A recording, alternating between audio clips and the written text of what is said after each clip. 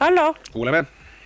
Mina helistan ja mõtlen niimoodi, et ma vaatan sporti ja ma olen suur spordiharrastaja, aga mulle ei meeldi ikka niisugused asjad, nagu see suur hirmus kisa ja kära selle Smiguni ümber, see hakkavad kõrvad juba teate mis jooksma, sita vett. Ja nagu eile see Salumäe karjus seal, imeta oma kurku või oma nägu lõhki ei karjunud. Meie, see ajab hirmu peale. Teie olite kohe täis hirmu ja õõva. See ajab hirmu peale ju. Ja nii suure raha eest. Ma olen nii vana inimene, ma tunnen Palusalut ja Palusalu peret ja tean, kuidas tema harrastas sporti.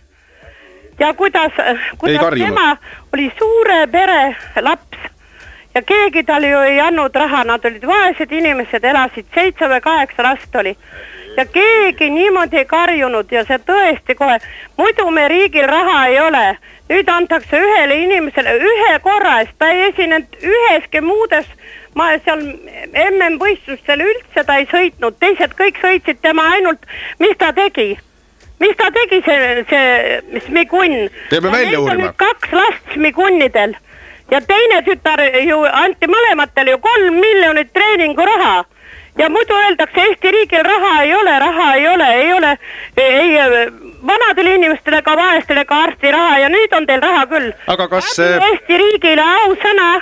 Aga kas see Kristiina Smiguni... Ei oodanud oma enne surma, ma olen 80 aastat vana. Ärge nüüd selle pärast ära surge, aga... Ei sure. Ja, aga kas oli viga, et Kristiina Smigun läks olümpiale?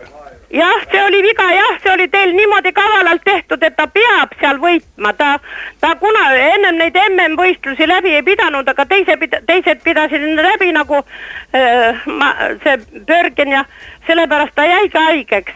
Ja seda küll, aga aitäh. Teised kõik sõitsid, aga tema kuskil mägedes seal päevitas. Ma loodan, et olümpia pakub teile siiski ka positiivsemaid üllatusi kui Kristiina Smiguni olümpiavõit. Aga 6214646. See viimane kommentaar, kuidas nüüd öelda? Igal inimesel on õigus. Aga mina jäin lausa natukene sõnatuks selle peale. Aga elu on huvitav ja inimesed samuti. Hallo, järgmine helistaja. Ma täiendaks seda eelmist kõnelejat. Olge lahke, kui seal veel midagi jäi.